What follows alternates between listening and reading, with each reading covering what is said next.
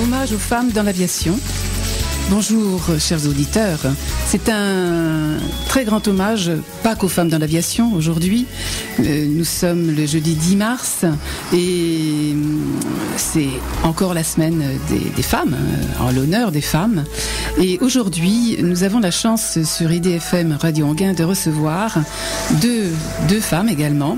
Et nous sommes 4 par contre dans le studio, 4 femmes décidément. Nous avons notre technicienne, nous avons Madame Martine Laporte, je les présenterai plus tard, et Madame Michèle Bondin-Seignette. Et Catherine Loubet, qui est derrière le micro, réalisatrice de cette émission, et qui a l'honneur de vous recevoir, mesdames, et les femmes dans l'aviation. Pourquoi ? Parce que elles sont assez méconnues dans l'histoire, et aujourd'hui on va pouvoir en parler. On ne peut pas toutes les citer, mais certaines d'entre elles. Alors, ces femmes dans l'aviation, dans cette rubrique aéronautique et marine, parce qu'il y a aussi quand même des femmes, il faut le dire aussi, dans la marine, ne pas oublier. Mais aujourd'hui, donc l'aviation, l'air, l'appel de l'air, du ciel. Déjà, il faut quand même savoir que ce sont des femmes qui n'aiment pas la routine, en général. Et il y a un point similaire entre nous toutes, en général, surtout les femmes pilotes, surtout pour Madame Michèle Bondin-Seignette, c'est l'audace, la ténacité et tous les défis, et puis cet esprit d'aventure, je crois. Alors, pour commencer, nous avons donc Madame Michèle Bondin-Seignette, vous êtes pilote, écrivain, quand j'ai dit tout à l'heure écrivain en dehors de l'antenne, vous me dites « Oh non, je ne suis pas écrivain ». Et pourtant, vous écrivez quand même des livres, nous allons en parler tout à l'heure. Bonjour Michèle. Bonjour. Si vous permettez, nous allons continuer de nous tutoyer parce que nous nous connaissons. Voilà. Tu es membre de l'Aéroclub de France et de l'Association des femmes pilotes. Nous allons dire aussi un peu plus amplement ce que ça représente. Martine Laporte, bonjour. Bonjour. Auteure, éditrice et conférencière. Assez récemment, mais conférencière. Et nous en parlerons aussi tout à l'heure, parce que demain, le 11 mars, vous allez faire une grande conférence sur Maryse Bastier. Et vous êtes membre de la Fondation Latécoère, ainsi que de l'Aéroclub de France. Encore une fois, nous allons en parler aussi tout à l'heure. Catherine Loubet, moi-même, je me présente quand même par rapport à l'aviation également, puisque réserve citoyenne de l'armée de l'air, de l'Association nationale des officiers de réserve de l'armée de l'air, peintre spécialisé aéronautique, pour retracer toute l'histoire de l'aéronautique, et ayant travaillé pour diverses compagnies aériennes, dont Air France et British Airways. Maintenant, nous allons entamer notre émission, et plus particulièrement parler en fait des femmes dans l'aviation. Comment, tout à fait au départ, elles sont venues, déjà. Elles sont venues par les premières, pas là, mais les premières. Elles sont arrivées en même temps que les hommes. Elles sont arrivées en même temps que les hommes, oui, en effet. Mais elles sont remontées en montgolfière, la première fois. Elles ont repris, voilà. Je crois que c'est vers fin 1700 à peu près, il me semble. Oui, les premiers ballons, voilà. Oui. Alors Michèle, je vois que tu souhaites en parler un peu plus. Non, elle dit non. Mais bon, non, mais on va. Les femmes en montgolfière, tout ça, c'est pour aller vers fin 1700 à peu près, pour voir un petit peu cette ténacité dont on parlait tout à l'heure. Elles sont volontaires. Et puis, elles ont cet esprit d'aventure aussi, parce que pour pouvoir le faire. Et progressivement, des montgolfières, nous sommes arrivés, nous montons, et nous prenons l'aéroplane. D'accord ? Oui. Alors, pour en arriver là, avant d'en arriver là, donc, on ne peut pas citer toutes les femmes pilotes qui ont déjà été les pionnières, mais nous allons citer quand même 3 femmes, donc Élise de Roche, qu'on appelle aussi la baronne de la Roche, qui a eu son premier brevet de femme pilote au monde. Le premier brevet, si je ne me trompe pas, le 8 mars 1910. Oui. Et ça serait d'après cette date-là qu'on célèbre les femmes, le 8 mars. Voilà, c'est possible. Et donc, Élise de Roche a eu vraiment tout un parcours aussi exceptionnel. Bon, elle a connu les frères Voisin. Elle a été d'ailleurs l'amie intime d'un des frères Voisin. Je crois que c'est Charles Voisin. Et c'est comme ça qu'elle a appris à piloter. Et bien qu'à un moment donné, ils aient eu tous les deux un accident, lui, malheureusement, est resté dans l'Hispano Suiza, qu'il pilotait.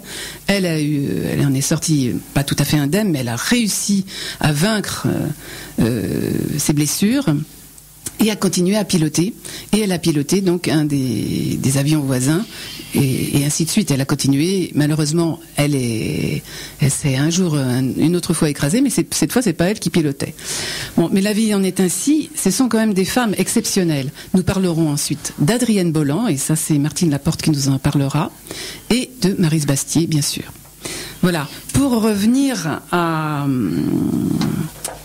nos invités, plus particulièrement, nous allons prendre en premier Michèle Bourdin-Seignette. Alors, une pilote, et là, Michèle, tu vas pouvoir m'interrompre, hein, parce que j'ai une biographie aussi phénoménale, des pages et des pages, mais surtout des pages qui mentionnent les coupes qu'elle a reçues. Je me demande s'il y a encore de la place chez elle pour mettre tout sur une étagère, tous les trophées qu'elle a eus, parce qu'elle est pilote de compétition, de raid et de voltige. Pendant 10 ans. Pendant 10 ans. Alors, Michèle, si je comprends bien, tu as été brevetée pilote à 17 ans, c'est ça? Est-ce que tu peux nous dire un petit peu ton parcours dans les années 60? Voilà, disons que je suis née dans une famille aéronautique, puisque j'ai un grand-père qui était sapeur aérostier en 1910 à Versailles, sur Chalais-Meudon et Villacoublay. Ensuite, il a enchaîné comme mécano-farman sur Toussulnob et Buc. Et puis ensuite, après la guerre, il a fait une carrière dans le milieu de l'aéronautique.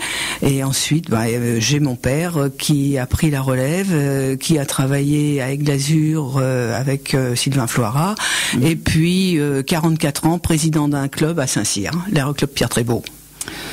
Bravo, oui, alors donc c'était... Voilà, donc je suis tombée dedans à la naissance. Oui, voilà, carrément. Voilà, carrément. Parce que mon père a commencé le vol à voile à Saint-Cyr juste après-guerre en 45. Je suis née en 44, donc je dis bien, je suis tombée dedans à la naissance. Et tu es née, si je ne me trompe pas, un 15 août 44. 15 août 44. Au moment de la libération, voilà. C'est ça. Hein, à Boulogne, et les Charles Leclerc arrivaient quand je suis sortie de clinique. Oui. C'est très fort tout ça, hein, voilà. ça commence bien la vie. Oui, oui, oui. Alors, Michèle, si je comprends bien, là, je lisais vraiment ta biographie, et il y a un homme qui a écrit, alors son nom je ne l'ai plus, mais toi-même saurais mieux le dire, c'est monsieur Jean Passadori. Jean Passadori, ancien chef pilote du Centre national de Carcassonne. Je lis ces quelques phrases qui sont quand même intéressantes, parce que elles caractérisent bien toutes les jeunes, enfin les jeunes pilotes hommes ou femmes, mais là particulièrement la femme pilote. Il dit à un moment donné qu'il a rencontré donc Michèle toute jeune, bien sûr, lorsqu'elle faisait son perfectionnement et son entraînement à la voltige aérienne durant les années 60. Alors il pensait que, évidemment, c'était très rare durant les années 60 qu'une femme devienne pilote de voltige. On n'était pas beaucoup, c'est vrai. J'imagine. Hein. Alors il pensait qu'il s'était dit déjà d'avance, élève du sexe dit faible, tel que déficience physique, un brin de fantaisie, il s'attendait à tout ça, hein, ou une autre faiblesse nuisant à une discipline, hein, où la force et la rigueur sont vraiment indispensables, on imagine. Bon. Il vaut mieux. Eh bien non. Alors lui, il a été hyper surpris et très agréablement, parce qu'il a rencontré une fille, alors solide, sans état d'âme. Et ça, c'est vrai que quand on voit Michèle, c'est vrai, on sent son caractère, hein, déjà même. Hein. Possédant une solide logique de garçon et jetant toutes ses forces dans le combat. Ça, il fallait, évidemment. Hein. Si on veut faire de la compétition, il faut partir gagnant. Hein. Alors, en effet, un combat, pour elle, c'en était un. Une fille à qui il était une nécessité de se réaliser, hein, dans le non convenu, dans l'extraordinaire, qui trouvait sa plénitude dans la recherche de ses limites, dans l'extrême. Seule marque de sa féminité, alors une frimousse sympathique, une curiosité passionnée. Oui, aussi, c'est vrai que la curiosité, c'est intéressant aussi, forcément, dans tous ces métiers. Forcément. Quand on a vécu dans ce milieu, on est obligé d'être passionné. Alors, ce qui est un peu étonnant, mais bon, et un parfait dédain de la mécanique. Alors donc, il faut toujours faire confiance à son mécano. À son mécano. D'accord. Ils sont beaucoup plus compétents. Alors nous le disons aussi aujourd'hui, il y a aussi maintenant de plus en plus des mécanos femmes. Oui. Voilà, pour rendre hommage un peu à toutes ces femmes. Alors, habilité, bien sûr. Pour la voltige, il vaut mieux. Alors, comment en es-tu venu? Donc, tu as commencé par les raids. Alors moi j'ai commencé par les premiers concours qui ont existé de jeunes pilotes. Ensuite il y avait des sélections pour les Tours de France aériens. J'ai eu l'occasion d'en faire 5 parce que nous étions peu de femmes, donc il y avait toujours de la place. Et puis ensuite je suis venue au rallye aérien, avec précision de pilotage, précision d'atterrissage, précision d'horaire.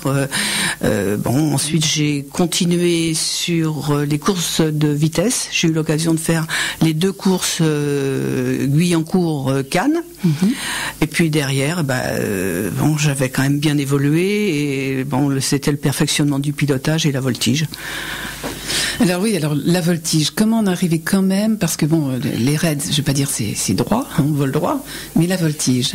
On vole pas toujours droit dans les raids, parce que quand on fait une course Paris-Cannes et qu'on la fait au ras du sol pour pas perdre de temps pour monter, on épouse les collines, on épouse tout, quoi. Enfin, ce que je voulais dire, je me suis mal exprimée. Imaginons pour les auditeurs, faire un looping, c'est quand même pas inné, si? C'est pas le plus compliqué. Qu'est-ce qui est le plus compliqué alors? C'est quand on vient de la voltige inversée, de la voltige 2e cycle. Oui. La voltige 1er cycle, ça s'apprend. Mais nous, ça ne nous dit rien, ça, Michel. Voltige 1er cycle. 1er cycle, ça va être une boucle, un tonneau déclenché. Alors une boucle, on part comme ça. C'est un rond. On fait un rond. Oui. Donc d'avant, hop, en arrière. On fait un rond complet. D'accord. Il y a le renversement. Le renversement, c'est une montée à la verticale. Ensuite, l'avion est à la limite de la perte de vitesse. Donc, il faut botter et puis retrouver son axe. D'accord. Oui, un coup de palonnier, pardon. D'accord, un coup de palonnier. Voilà. Vous avez il y a une quinzaine de figures à connaître, ce qu'on appelle le 1er cycle. Et après, c'est sûr que c'est du perfectionnement un petit peu plus compliqué, physiquement et techniquement. Oui, alors justement, physiquement, il faut quand même un entraînement, il faut faire de la gymnastique, il faut se muscler. Non, j'ai jamais fait de gymnastique. Musclé. Ah bon. Faut être bien arrimé là sur son siège. Ah oui, quand même. Oui, parce qu'attention, c'était quand même en avion biplan, la tête dans le vide. Hein. Oui. Avec ce qu'on met sur la tête, un casque, oui. Un casque ou un serre-tête, un serre-tête. Un serre-tête. Oui, un serre-tête. Comme on voit là dans les gravures. Puis un bon parachute sous les fesses. Un parachute. Mais en priant le bon Dieu, surtout de ne pas avoir à s'en servir. Alors, à bord de quels avions?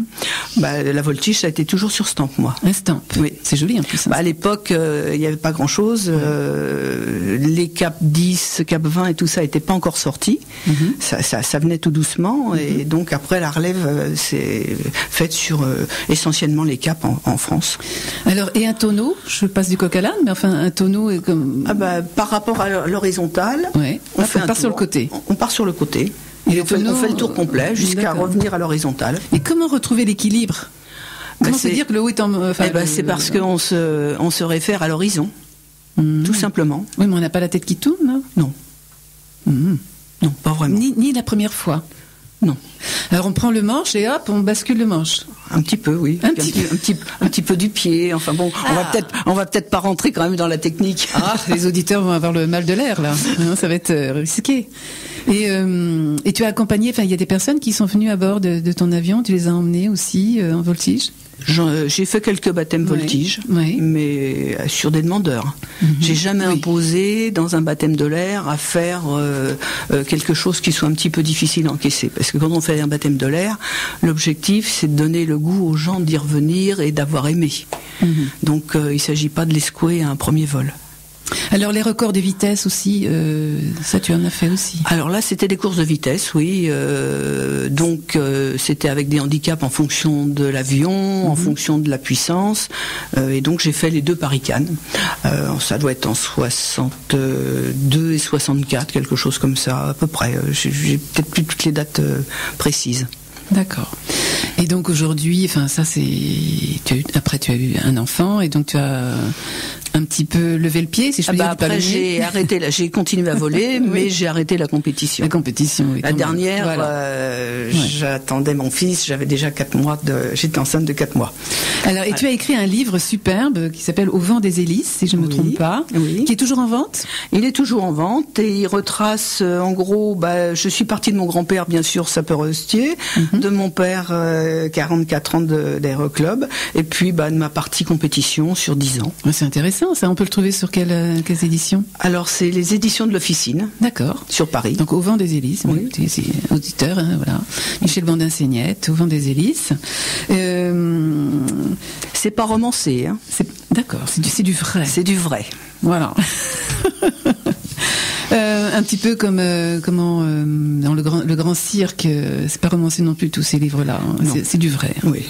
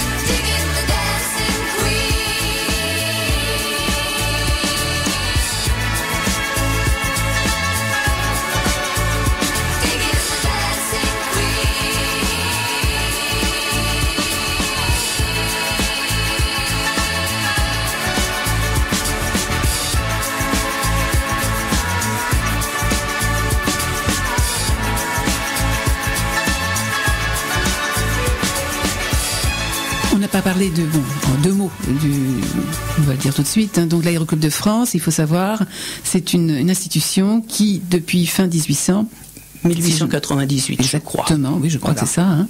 C'est une institution qui décerne les brevets, tout ce qui est... Ah bah vas-y Michel, vas-y. Alors, il y a eu une période effectivement où l'Aéroclub de France décernait les brevets, et maintenant c'est la DGAC. Oui, d'accord. Voilà. Au départ, ça a été effectivement l'Aéroclub de France. Dans le monde, en fait. Hein, donc dans le monde, depuis fin 1800. Peut-être, oui, c'est possible. Je crois que si. Oui. Enfin, bon, si je me trompe, il faut pas m'en vouloir. Voilà, faut pas nous en vouloir. Voilà, là on a dit quelques mots là-dessus. Et l'association des femmes pilotes. Alors l'association des femmes pilotes a été créée en 1971 parce qu'à cette période il n'y avait aucune femme qui pouvait être pilote de chasse, qui pouvait être pilote de ligne, et donc des pilotes privés ou qui commençaient à travailler un petit peu sur les avions d'affaires se sont regroupés en association pour enfoncer un peu les portes. Et donc on a eu la chance de pouvoir faire ouvrir l'école nationale d'aviation civile, l'ENAC, en 1973, et la première inscrite ça a été Patricia Hafner, donc la première femme sur l'ENAC, et qui vient de terminer sa carrière comme commandant de bord à 380. Bravo. Voilà. Alors Michel, en plus, toi, au sein de l'association des femmes pilotes, tu as créé une exposition. Voilà, on a fait une exposition itinérante qui retrace, je dirais, à peu près 100 ans de femmes pilotes. Alors des pionnières, des aventurières, et on est allé jusqu'à Claudie Aigneret. Oui. Donc, voilà, notre astronaute. Oui, ou Jacqueline Auriol, pilote d'essai. Donc on a retracé un petit peu toute cette vie des femmes depuis l'origine. Une très belle exposition, j'avoue, c'est superbe. On reviendra avec Michel tout à l'heure quand on va faire un petit échange, quand on parlera d'Adrienne Bolland, puis même entre deux, on verra, hein, c'est selon. Là maintenant, on va passer à notre seconde invitée qui est Martine Laporte. Alors Martine Laporte qui est une femme d'entreprise à tout point de vue, puisqu'apparemment Martine, pareil, tu as pendant 30 ans tu as été chef d'entreprise, c'est ça ? Oui, 30 ans. Mais d'entreprise de transport terrestre. Transport terrestre. Alors comment une femme terrestre s'intéresse-t-elle à l'aviation ? C'était un déclic, paraît-il ? Un déclic, mais surtout par une rencontre avec Marie-Vincente Latécoère. Voilà, donc dont la fondation de la Latécoère. Voilà, qui est la belle-fille du créateur de la poste aérienne transcontinentale, Pierre-Georges Latécoère. Elle m'a ouvert ses archives, elle m'a donné quelques livres à lire et je suis tombée dedans. Donc c'est la transmission, encore une fois aujourd'hui, qui est à l'honneur également. Oui. Transmettre en fait toute cette histoire de l'aviation, cette grande histoire. C'est une grande histoire passionnante. Bon, c'est vrai que les créations de Pierre-Georges Latécoère, ça concerne surtout l'aviation commerciale. Mais il faut savoir qu'au début de la création de cette ligne, il y avait des hommes comme Jean Mermoz, comme Henri Guillaumet, et Antoine de Saint-Exupéry, bien sûr. Des hommes qui sont très connus, mais d'autres qui sont moins connus et qui ont fait des choses extraordinaires. Vanier, aussi, Raymond Vanier, Paul Vacher, il y en a tellement. Plein. Il n'y avait pas de femmes sur cette ligne par contre. Alors non, il n'y avait pas de femmes, mais tout à l'heure on va parler plus particulièrement quand même d'Adrienne Bolland qui finalement a passé la cordillère des Andes avant tous ces hommes. Avant tous ces hommes, oui, absolument. Quand même. Le 1er avril 1921. C'est pas un poisson. Hein. Martine, alors j'avais noté, tu écris aussi des livres. Oui. Tu es éditrice en même temps. Absolument, oui, les éditions Villa-Lobos. J'ai fait plusieurs livres sur justement ces lignes aériennes Latécoère, l'aéropostale. Ce sont les racines d'Air France. Hein. Oui. Et puis j'ai fait, c'est paru en 2015, la première biographie d'Adrienne Bolland. Alors pourquoi Adrienne Bolland, oui, alors j'avais vu que c'était une femme qui au caractère aussi bien trempé, mais Adrienne Bolland particulièrement, c'est un déclic qui a fait, tu étais en Amérique latine et tu as eu un déclic en lisant, peut-être que là-bas on parle peut-être aussi plus d'elle. Ah mais beaucoup, par rapport à la France, absolument, elle est encore très présente. Et oui, je vais très souvent en Amérique du Sud et je me suis un petit peu intéressée à l'exploit qu'elle avait réalisé le 1er avril 1921. Je suis allée sur place, j'ai vu les endroits où elle est passée et effectivement, c'est un exploit. Alors oui, tu es admirative, devant le caractère bien trempé de toutes ces femmes, hein, c'est ça, hein, oui, qui se sont surpassées encore une fois. qui ont réalisé des exploits extraordinaires. Et comment, particulièrement, est-ce que tu peux nous parler un petit peu de sa vie, Adrienne Bolland? Elle est née dans une famille de quelle... Elle est née dans une famille de 7 enfants. Bon, après ils se sont retrouvés à 6. Son père n'était pas du tout dans l'aéronautique. Il éditait des guides. Et sa mère était au foyer. Mais Adrienne Bolland, lorsqu'elle a atteint sa majorité, s'est rendu compte qu'il n'y avait pas de femme dans l'aviation, que la seule femme qui était dans l'aviation, c'était la baronne de la Roche, dont on parlait tout à l'heure, qui s'était tuée dans un accident. Bon, c'était pas elle qui pilotait, en juillet 1918. Et Adrienne Bolland s'est dit, il y a une place à prendre, je veux être la première. Et elle est rentrée à l'école Caudron au Crotoy. Elle a pris ses cours de pilotage. Alors, c'était sur des bateaux, pardon. Quel lapsus. C'était sur un avion très léger, en fait, le Caudron. C'est un coucou, oui, en bois et en toile, avec des moteurs de 80 chevaux. Il faut s'imaginer très léger. Très léger. Et cette femme était apparemment, quand on la voit physiquement, aussi très fine. Ah, très fine, oui. Elle pesait 50 kilos, c'était vraiment une toute petite femme. Elle avait son franc-parler, dit-on. Ah oui. Un caractère, Michel, je vois que tu souris aussi, mais apparemment... Elle a été nommée Madame Sans Gêne. Oui, c'est comme ça qu'on l'appelait. Et alors d'ailleurs, même au Crotoy, apparemment, ses instructeurs avaient hâte qu'elle s'en aille. Puis elle se bagarrait. Elle se battait avec tous ses camarades pilotes masculins. Elle n'avait pas peur de donner des coups. Mais quelque part, il fallait ça pour qu'elle puisse faire ce qu'elle a fait, en fait. Bien sûr. Il fallait qu'elle se montre, qu'elle fasse sa place, en fait. C'est ça. Alors, qu'est-ce qu'elle a pu faire de plus, Adrienne? Alors, enfance, oui, c'est ça. Petite dernière d'une famille de 7 enfants. Je lis en même temps. Elle naît juste avant que son frère aîné Édouard ne meure chez sa nourrice. Donc, elle décide de quitter sa campagne pour voler. De toute façon, elle avait un esprit vraiment d'aventure dès l'enfance. Et puis elle avait un défaut. Enfin, elle considère que c'était un défaut. Elle aimait le jeu. Elle jouait partout, aux courses, au tapis vert. Enfin, elle adorait le jeu. Et un jour, elle a tout perdu. Elle avait tout misé sur une jument qui n'était pas sur la ligne d'arrivée. Donc, elle a perdu tous ses gains. Et le soir, dans un restaurant, elle était avec des amis. Et il s'est trouvé qu'un monsieur qui était à la table d'à côté l'a entendu. Et il lui a dit, mais pourquoi ne deviendriez-vous pas pilote ? Vous vous avez l'air sportive, à l'école Caudron, on recrute des pilotes. Et c'est comme ça qu'elle s'est retrouvée à l'école Caudron. Elle a fait partie des pilotes il y avait 10 pilotes qui pouvaient payer moins cher leur formation. Elle a été embauchée chez Caudron et elle est partie au Crotoy. Ah bah voilà, encore superbe ça. Alors, pardon, il y a une analogie qui n'est pas tout à fait la même. Michel, tout à l'heure, c'est vrai, j'ai pas dit, mais dans sa biographie, j'avais lu également que elle avait énormément investi pour être pilote. C'est ça. Moi, pour prendre les cours, j'ai commencé à travailler et tous mes salaires, j'étais chez mes parents et tous mes salaires passaient intégralement dans les heures de vol. Ça prouve cette passion là, c'est véritable. Alors par contre, Adrienne Bolland, c'est différent. Elle a joué, mais malgré tout, je jouais pas. Non. Ça aurait été difficile là. Alors il y aurait plus eu les cours. Alors pour revenir à Adrienne Bolland, donc elle a fait des loopings, je vois ça en parlant de looping tout à l'heure. À un moment donné, je vois 212 loopings consécutifs. Ah oui, alors ça c'est après le retour d'Amérique du Sud. Oui. C'est en 1923, ça s'est passé sur le terrain d'Orly.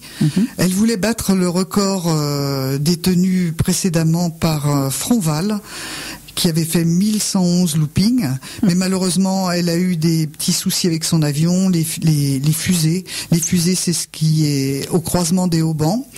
Les fusées ont sauté, donc elle a été obligée de se reposer, mais en 73 minutes, elle avait fait 212 loopings. C'est fou. Donc c'est déjà le record féminin. Oui, plutôt. De looping. On reviendra sur l'exploit, bien sûr, de la Cordillère des Andes. Là, nous sommes en 1930. Elle épouse Ernest Vinchon. Oui. D'accord. Et durant donc l'occupation allemande, elle prendra une part active dans la résistance. Oui. Au sein du réseau Castille. Absolument. Dans le Loiret, avec son mari, il cherchait des terrains d'atterrissage pour les forces françaises libres du général de Gaulle. Ah, voilà. Alors, on lit ça, c'est un petit peu en désordre, mais bon, elle est décédée le 18 mars 1975. Oui. À Paris. Bêtement. Encore une fois, bêtement, c'est... Elle s'est pris les pieds dans le fil de son téléphone et elle a fait une chute.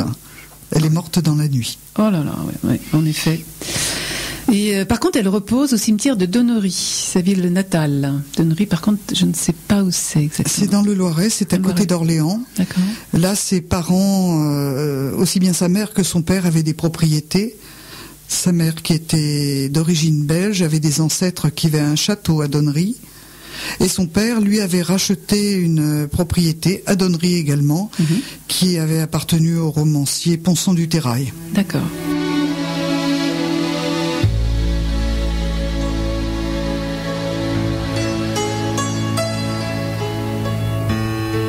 Quelquefois si douce, quand la vie me touche, comme nous tous, alors si douce, quelquefois si dure, que chaque blessure longtemps me dure, longtemps me dure. Femme, je vous aime. Femme, je vous aime. Je n'en connais pas de facile, je n'en connais que de fragile et difficile.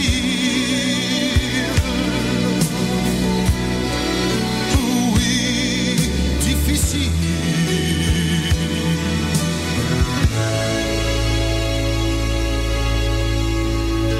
Quelquefois si drôle, sur un coin d'épaule.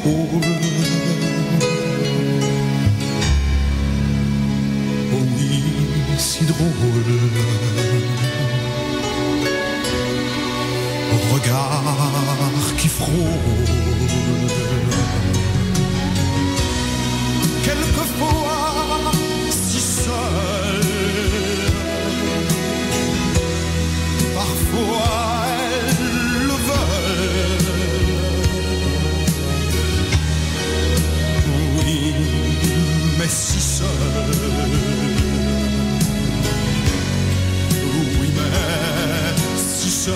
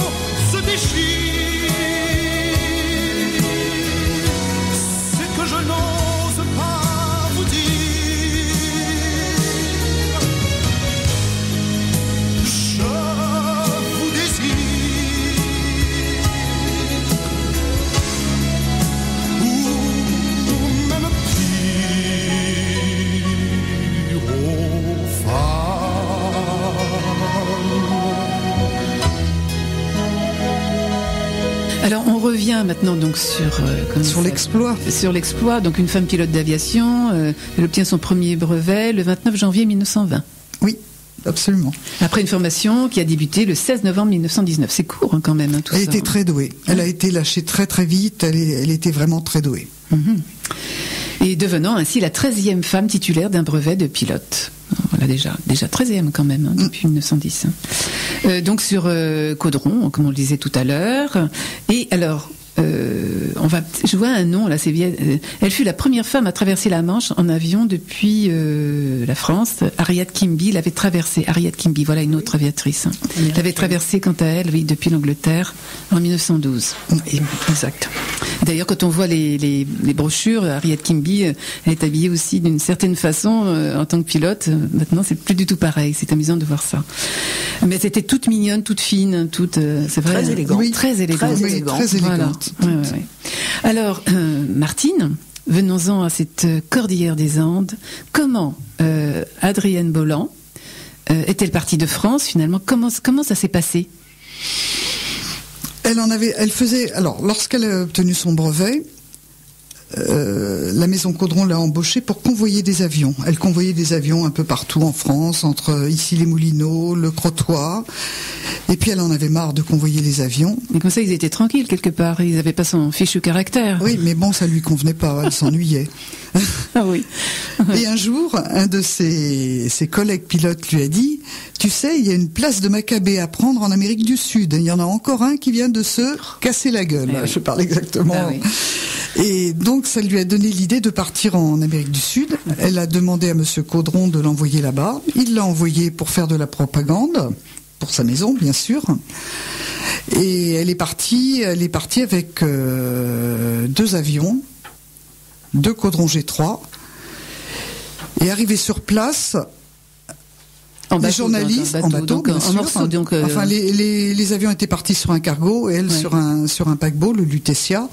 Et arrivée là-bas, les journalistes se sont imaginés qu'elle arrivait en Amérique du Sud dans le but de traverser la cordillère des Andes. Donc, ne voulant pas passer pour une imbécile, elle s'est dit oui, pourquoi pas, je vais essayer de traverser la cordillère des Andes. Et elle a demandé à Caudron, à la maison Caudron, de lui envoyer un avion plus puissant. Elle l'a réclamé pendant 2 ou 3 mois, et cet avion n'est jamais arrivé. Et donc, ne voulant pas paraître pour une dégonflée, elle a décidé de passer la cordillère avec ce Caudron G3. Avec le simple Caudron. Le simple Caudron. Qui n'avait jamais atteint des altitudes phénoménales dont on va parler tout à l'heure. Elle est partie avec un mécanicien de la maison Caudron qui s'appelait René Dupérier, qui l'a beaucoup assisté. Ils ont vraiment, pendant toute la période Amérique du Sud, il a été à ses côtés. Il a préparé les avions pour donner le maximum de chance pour que le projet puisse réussir. Donc ils sont partis au mois de février 1921 sur Mendoza, donc au pied de la cordillère. Et elle a décollé le 1er avril.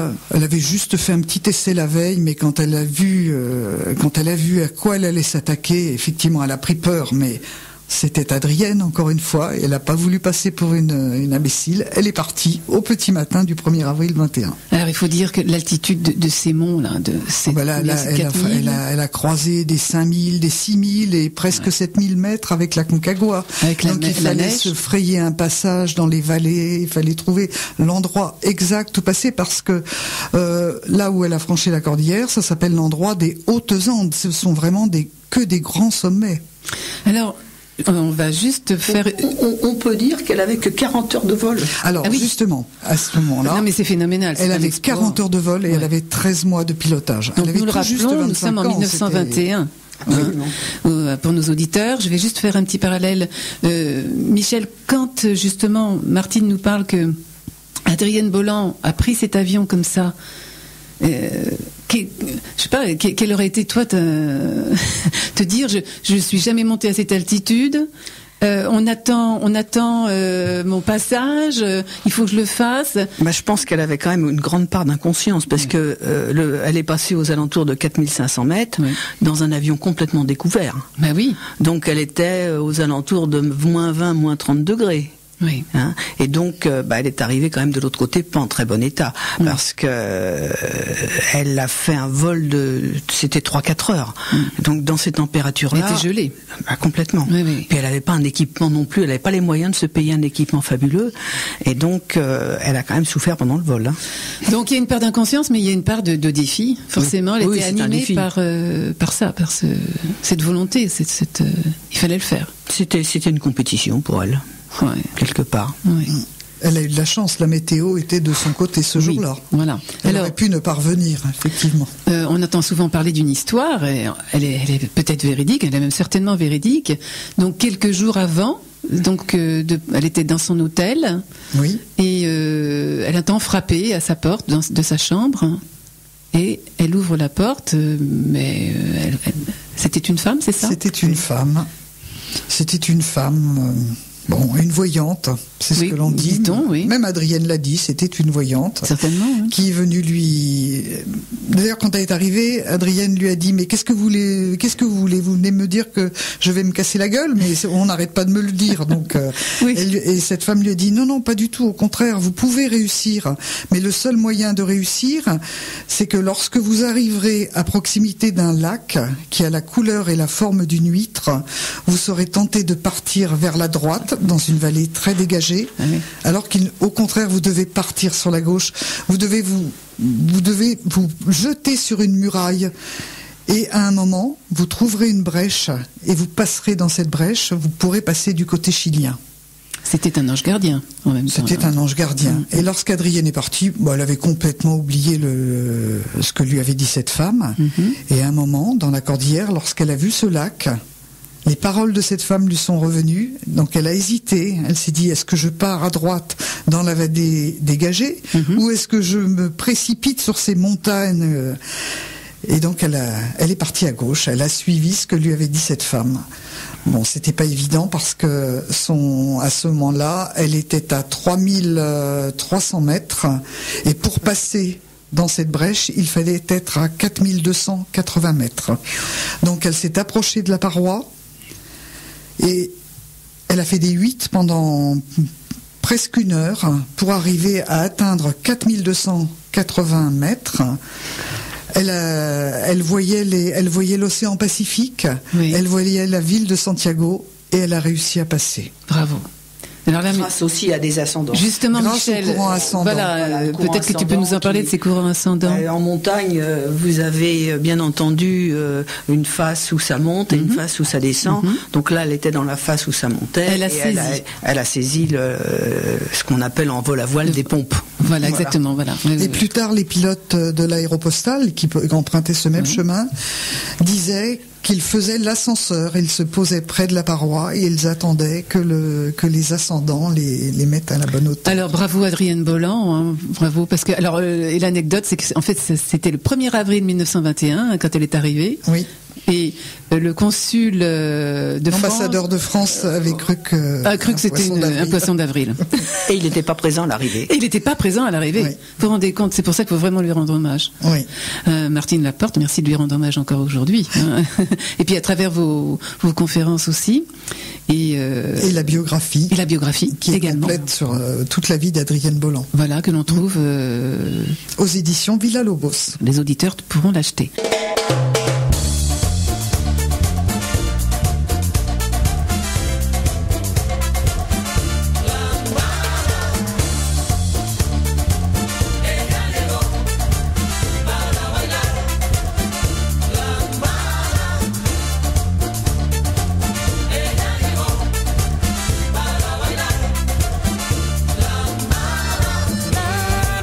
Que apareció y al llegar me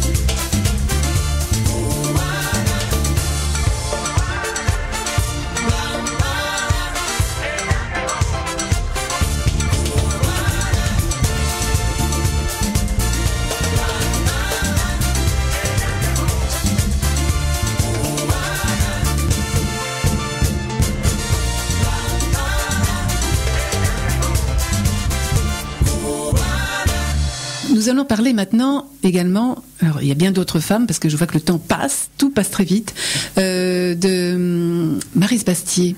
Voilà une autre aviatrice. Parmi tant d'autres, mais une autre aviatrice célèbre. Elles sont toutes nées, les trois personnes fin 1800. Oui. Et toutes battantes, bien sûr, comme toujours. Et alors, Maryse Bastier, là, donc demain, vous allez faire une conférence à l'Aéroclub de France, qui se trouve à Paris, 6 rue Galilée.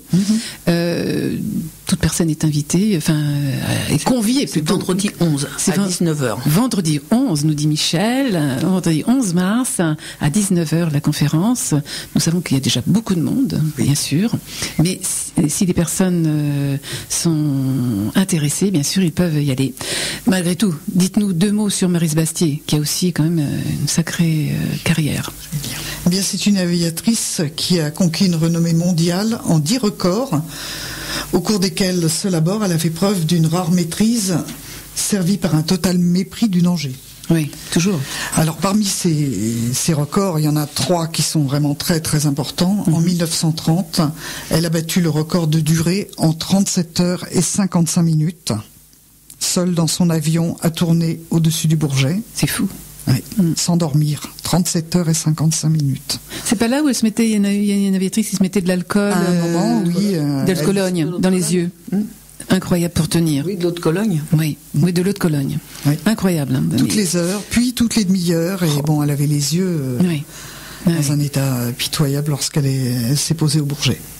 Ensuite, en 1931, elle a battu le record de distance avec 2976 km, toujours sans dormir.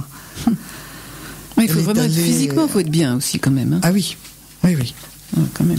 Et puis alors, un record, ça c'est phénoménal. En 1936, la traversée de l'Atlantique Sud en 12 heures et 5 minutes. Alors, tout de suite après Jean Mermoz. Après le crash, et surtout après la disparition de Jean Mermoz. De l'équipage. À 3 semaines, 3 semaines après le départ de Jean Mermoz. Qui était le 7 décembre 1936. 7 décembre 1936. Oui, elle a suivi, mais bravo aussi Maryse Bastier, qui a été vraiment... Alors, par contre, elle a eu aussi un handicap. Elle n'a plus pu voler. Oui, à la fin de la guerre, effectivement, elle a eu le coude droit cassé par un policier allemand. Et là, à partir de ce moment-là, elle a très peu volé. Enfin, elle a fait quelques vols. Mais non, après, elle faisait surtout de la propagande pour le ministère. Oui, elle était relations publiques, centre d'essai au CEV de Bretigny, le centre d'essai en vol. Voilà, également. Oui. Et là, elle a fait. C'est pas elle qui a ouvert une école de.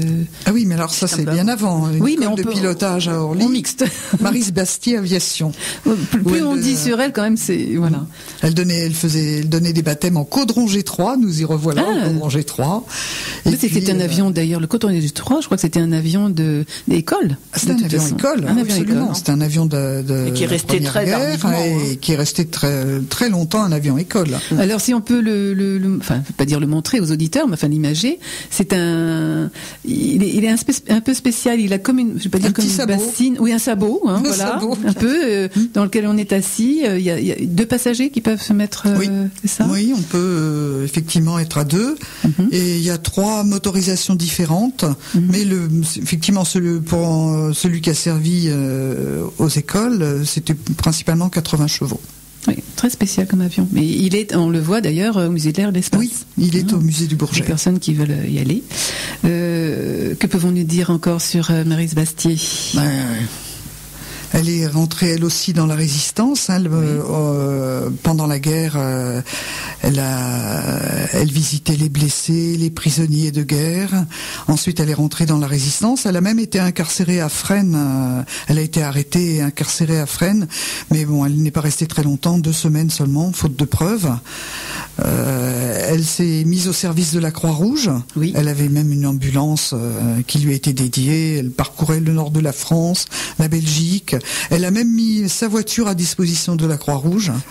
Donc elle a fait elle aussi des choses extraordinaires. Et pour ça, elle a même reçu la distinction de commandeur de la Légion d'honneur à titre militaire. C'est la première femme qui a reçu une aussi haute distinction à titre militaire. Elle était capitaine, je crois. Capitaine de l'armée de l'air. Voilà, 3000 heures de vol. Et malheureusement, elle est tombée à Lyon le 6 juillet 1952 avec un équipage d'essai qui présentait un avion prototype, le Nord Atlas 2501, le Nord 2501. Décidément, et encore une fois, c'est pas elle qui pilotait. C'est pas elle qui pilotait. Décidément, beaucoup d'aviateurs, d'aviatrices sont partis comme ça. Pour revenir, donc là nous parlons de Maryse Bastier, mais c'est vrai qu'on aurait pu citer aussi plein d'autres, et aujourd'hui on peut le faire juste très rapidement, d'autres aviatrices. Hommage à Hélène de Trieux, Jeanne Herveux, Marie Marvin, Marthe Richer. La liste est encore bien longue. Nous les saluons de tout cœur, toutes en fait. Nous allons aussi citer Jacqueline Auriol comme pilote d'essai, Maryse Hills aussi, Hélène Boucher, pareil, enfin, magnifique. Amélia Earhart, c'est vrai aussi, encore un autre type de pilotage aussi. Caroline Aigle, la première femme commandant de pilote de chasse de l'armée de l'air, et qui souhaitait être astronaute. Oui, ça aussi. Et de nos jours, alors il y a Danielle de Curé en tant que première femme pilote de ligne. Commandant Virginie Guyot, première femme leader de la patrouille de France. Claudie Ignoré, première femme française dans l'espace. Bon, c'était pour essayer de voir un petit peu les différences dans l'aviation. Général Valérie André, médecin, pilote, inspecteur service santé de la santé des pilotes, et qui a beaucoup piloté les hélicoptères, et beaucoup en Indochine. En Indochine, voilà. 48, 50, 52. Oui. On la voit encore, elle est formidable cette femme, vraiment. Parlons de la voltige aussi, avec beaucoup de femmes passionnées par ce sport. Donc Catherine Monory, bien sûr, entre autres, parce qu'il y en a beaucoup d'autres aussi. Catherine, 2 fois championne du monde, 10 fois championne de France. Et qui pilote le musée de l'air et de l'espace. Qui dirige. Continue à en faire quelques meetings aussi. Et elle continue à piloter. Superbe. En plus, c'est magnifique, ces démonstrations sont superbes. C'est sur un X3 300. Voilà. Alors très moderne, évidemment, très beau aussi en couleur. Voilà. Très puissant aussi. Très puissant. Qui aide en voltige. Elle a fait une démonstration magistrale l'année dernière à Saint-Tropez. Ah, c'est vrai qu'elle est partout aussi. Elle sera avec nous le 11 mars. Et elle sera avec nous le 11 mars. Superbe, à la conférence de Maryse Bastier. Alors citons aussi Dorine Bourneton. Parce que là aussi, c'est une superbe femme, toute mignonne en plus, et qui a eu un handicap parce qu'elle est tombée malheureusement avec son père, je crois. Non, son père était dans un avion. Dans un autre avion. Partie dans un deuxième avion. Elle avait 16 ans. Elle avait 16 ans. Ils ont été pris par le mauvais temps. Ils se sont plantés en montagne. Et il y avait 4 personnes à bord. Elle est la seule survivante, qui est restée 6 ou 8 heures, je crois, sans avoir été repérée. Mais alors, Dorine, bravo aussi, parce que malgré son handicap, eh bien, elle est pilote de voltige aujourd'hui. C'est formidable. La voltige. Première femme pilote de voltige. Donc, bon. Et alors, citons aussi toutes les mécaniciennes. Les mécaniciennes avions, et de plus en plus, il y en a entre autres une qu'on connaît bien au musée de l'air et de l'espace, qui s'est occupée du Concorde d'ailleurs. Donc voilà, enfin, nous rendons hommage en fait à toutes ces femmes dans l'aviation. Nous remercions particulièrement aujourd'hui nos 2 invités. Donc je répète, Michel Bandin-Seignette, pilote et fabuleuse personne pour l'aviation. Merci Michel. Alors donc l'association des femmes pilotes, comme j'ai dit, a été créée pour ouvrir les portes. Aujourd'hui, on peut dire que les portes sont ouvertes. Malheureusement, il n'y a que 8% de femmes dans le milieu de l'aviation. Et cette association aide des jeunes à démarrer en donnant des bourses. En 2015, on a eu la chance de pouvoir donner 7 bourses de 1 000 € à des jeunes débutants et qui n'avaient pas toujours les moyens non plus de démarrer très vite. Donc comment peut-on contacter cette association alors des femmes pilotes? Association française des femmes pilotes. On trouve sur Internet. Sur Internet, oui, il y a un site, vous pouvez aller le voir. Voilà. Et j'espère que cette émission va avoir suscité plein de vocations. Certainement. Et voilà, on vous accueillera si vous venez nous voir à l'Aéroclub de France. Et il y a également une exposition des femmes pilotes qui se trouve à Bois d'Arcy dans le 78 jusqu'à samedi, les après-midi jusqu'à vendredi et samedi de 10h à 12h et de 14h à 16h. Mais il y en aura d'autres. Allez voir sur les associations des femmes pilotes. Et vous verrez une belle maquette d'un caudron G3. Merci Michel. Et Martine Laporte, qui transmet énormément encore et qui continuera à nous transmettre grâce aussi à la Fondation Latécoère, à qui nous rendons hommage également, à l'Aéroclub de France, et nous remercions bien les auditeurs d'IDFM d'avoir participé quelque part à ce grand vol que nous avons fait aujourd'hui avec les femmes pilotes. Et nous vous disons à bientôt et le programme continue.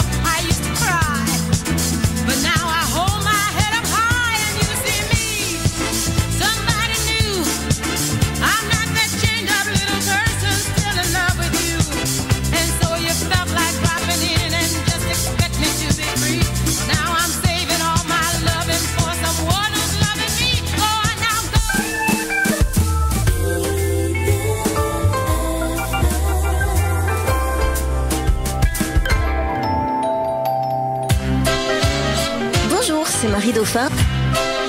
Bonjour, c'est Liliane Davis. Bonjour, c'est Michel Baroui. Bonjour, Patrice Schrader. Retrouvez-nous le 14 mars sur IDFM. À quelle heure ? À 20h. Le Festival de la Voix de Soisy-sous-Montmorency vous invite à la musique argentine. Invité d'honneur, le maestro José Luis Castiñera de Dios. Dimanche 13 mars, 16h. Concert inaugural, musique contemporaine, la Missa Criolla. Vendredi 18 mars, 20h30. Hommage à Mercedes Sosa et au groupe Ana Cruz par la chanteuse argentine Sandra Rumolino, le Mosalini Trio et l'orchestre dirigé par le maestro Castiñera. Dimanche 20 mars, 16h. La Missa Tango, le chant du peuple, par le chœur Vitoria d'Île-de-France, dirigé par Michel Picmal. Le Festival de la Voix, du 13 au 20 mars, salle des fêtes de Soisy-sous-Montmorency, entrée libre. Vous écoutez IDFM, il est midi. Le journal RFI. À partir de 10h10 TU.